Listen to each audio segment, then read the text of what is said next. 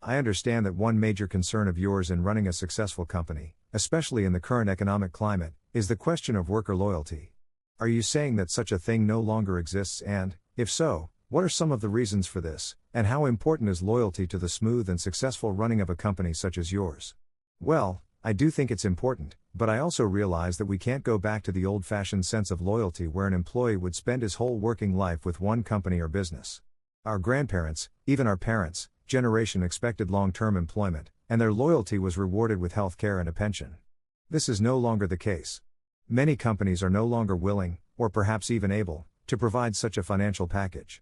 Besides, to a younger generation, sticking at the same job all your life isn't a very exciting or inspiring prospect.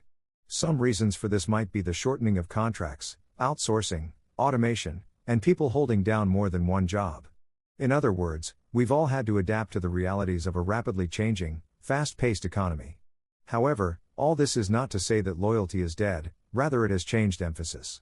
Today, it is more about trust, and that employee will promise to bring his skills and engage full in his work for as long as she or he is there. People change jobs a lot more these days, but I still believe that a company is better off with at least a core of people who stay for the long term.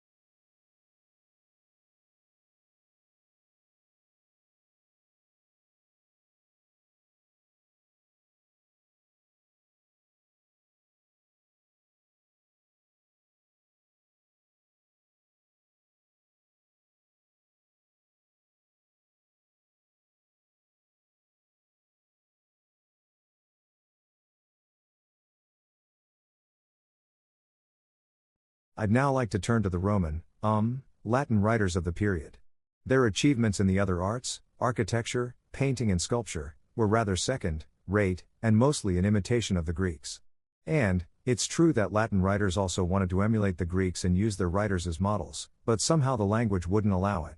What I mean to say is, the particular qualities of the Latin tongue made for the excellence of their writings, especially the poetry. For one thing, Latin is capable of great compression, that is to say, it can convey in 5 or 6 words what we would need twice the number to say. What also helped Latin writing flourish was the nature of Roman education. Whatever its faults as they would appear to us, its linguistic and literary emphasis seemed designed to produce orators and writers. A drawback of the system was that education was only available to the richer classes of society, and so Roman literature is mainly a product of those classes. This in turn meant that the subject matter was fairly limited and narrow in its social reach, though there were exceptions.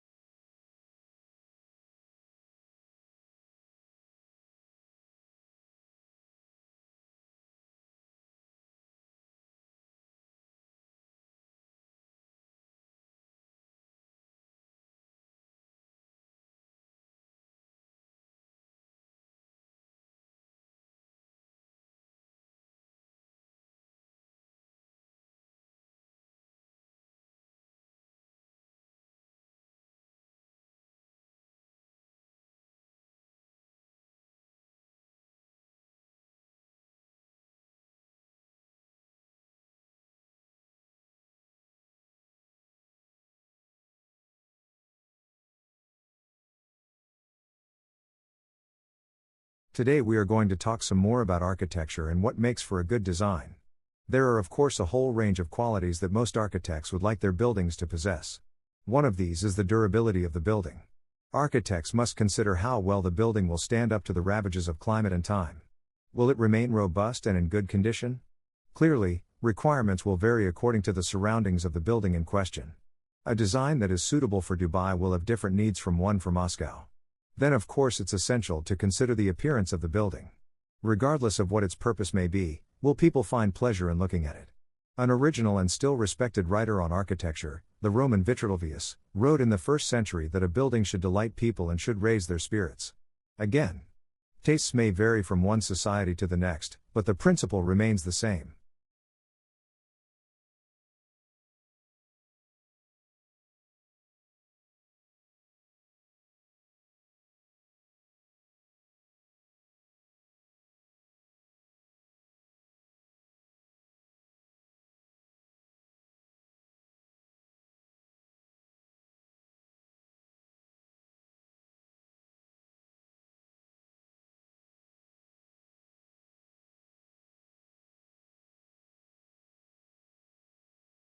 The spinal cord, the link between the brain and the body, is a band of thickness of your little finger that runs through the backbone.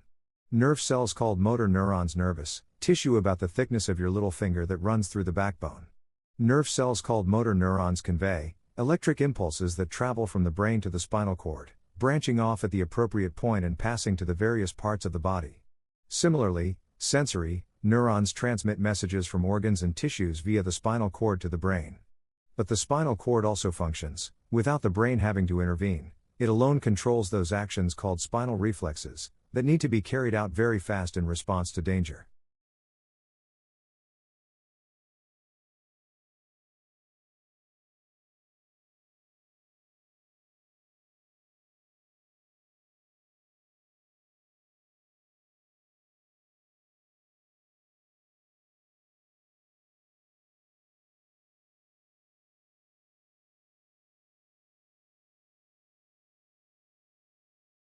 There have been many studies in America of the opinions and behavior of the university lecturers and professors, and of well-known free or public thinkers who are not attached to a university or other institutions, which show that those who are recognized as being more successful or productive as scholars in their field, or are at the best universities, are much more likely to have critical opinions. That is to say that they are more likely to hold liberal views, in the American use of that word, than those of their colleagues, who are less creative or who have less of a reputation. The better a university is, as measured by the test results of its students or by the prestige of its staff, the more likely it has been that there will be student unrest and a relatively left-of-center faculty.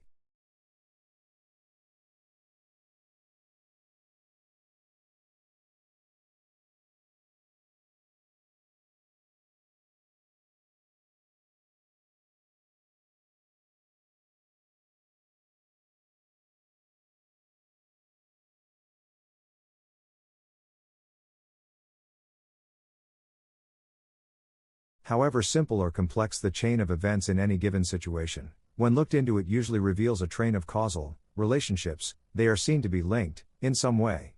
The methods of analysis aim to establish these relationships and provide a solid background for useful generalizations, based on what at first appear to be separate events. The first step in this process is to collect facts and then see if any particular patterns emerge. If they do, it then becomes possible to form theories related to the facts, analysis, and prediction.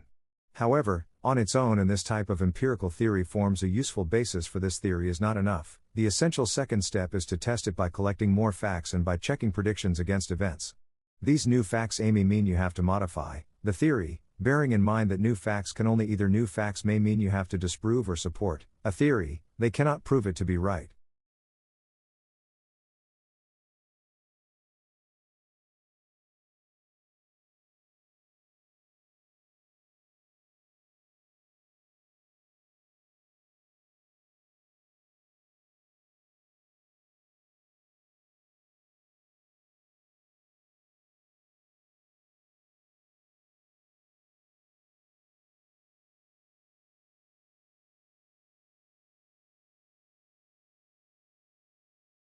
A cliché, as you know, is an overused and worn-out phrase, and, these are to be avoided like the plague in your essays.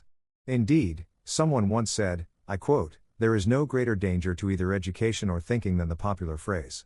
Let me digress a little further. Originally, a cliché was a printer's term, back in the days when letters were set one by one, for a ready-made block of type of frequently used phrases, usually in the newspaper business. So, there you are. Clichés were also known as stereotypes. Now, if you think of graphic design as a language with its own vocabulary, grammar, and so on, it too must have its clichés. Obvious examples would be, the twin Greek masks of comedy and tragedy that symbolize the theater and, more popularly known, the heart as a symbol of love, especially on Valentine cards, and so on. Far from being a terrible fault, as it would be in literature, the visual cliché is essential in the world of graphic communication. This is certainly true when it comes to advertising and propaganda. The visual cliché can give immediate life to an idea and a clear meaning to what could be a mere abstraction.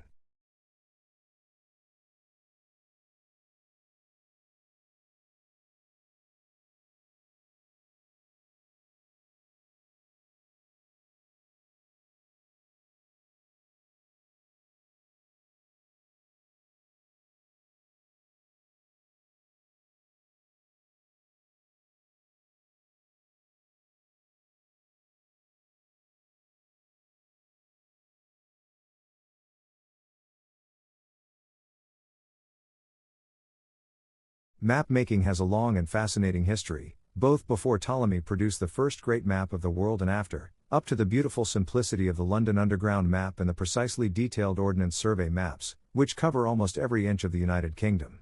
Ancient map makers used to draw on hills, valleys and rivers to give an idea of the topography, the shape of the land. It wasn't until the late 16th century that contour lines were used, that is, lines that linked points of the land at the same height, but this was to show the relative depths and shallows of a river. The first time land contours were used was on a map of France, which took about 40 years to complete, and was finished in 1783.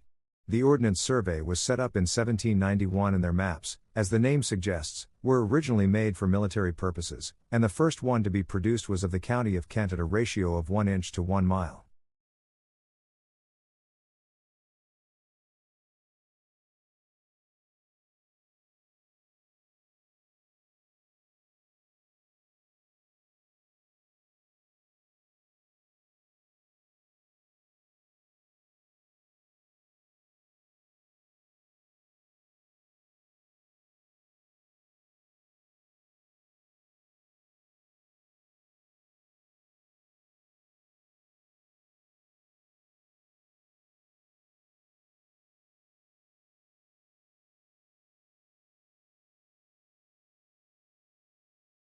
So, just a few weeks ago, excavators of a remote archaeological site in Southeast Asia reported an exciting find under the ground. They found evidence of a writing system which dates back thousands of years. 3 blocks of flat rock with odd symbols which look like ancient forms of writing were discovered. Well, this find could reveal much about an advanced, independent urban culture which historians believe may have lived in that area. However, many scholars are skeptical about the authenticity of the blocks, which they suspect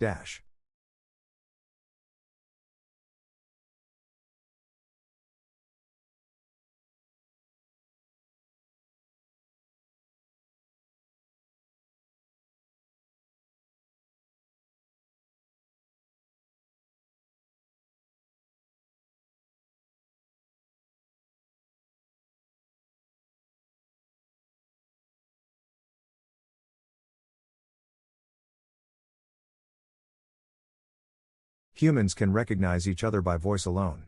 I sound different from other 60-second science reporters, for example.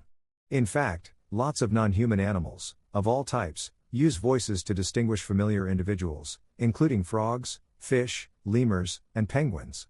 And that unique, audio fingerprint extends to a sound you may have heard in the forest on occasion, the drumming of a woodpecker.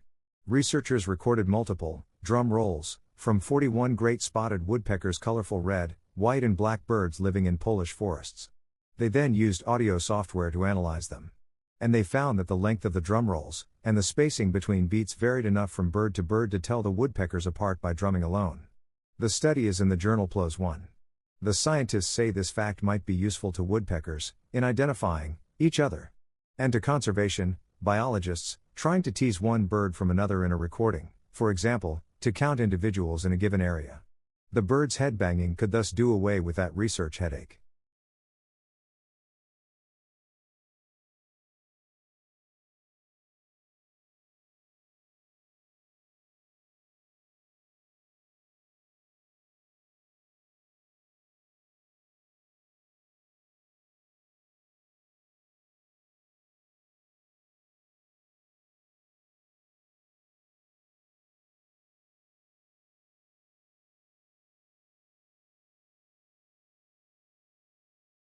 To a female orb web spider, a suitable male can look like a mate and a meal.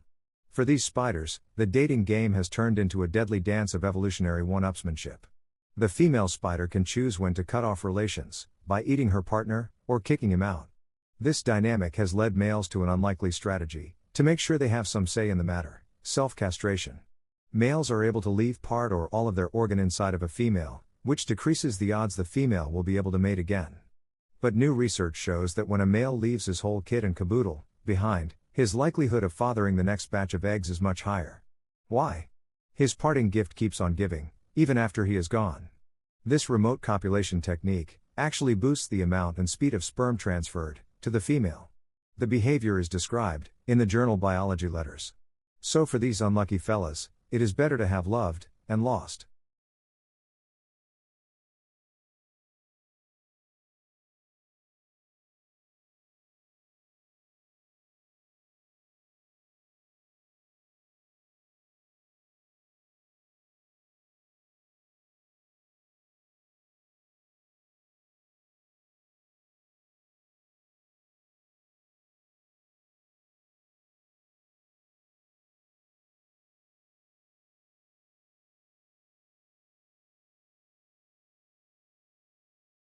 Students often gather in the quad for outdoor events and activities.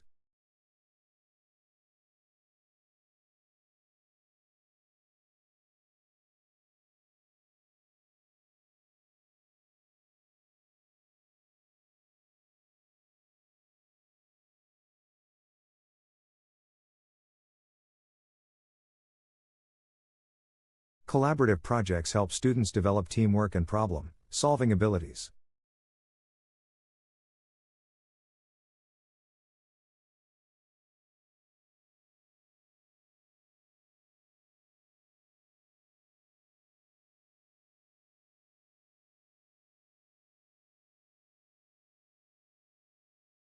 The campus cafeteria serves a variety of nutritious and delicious meals.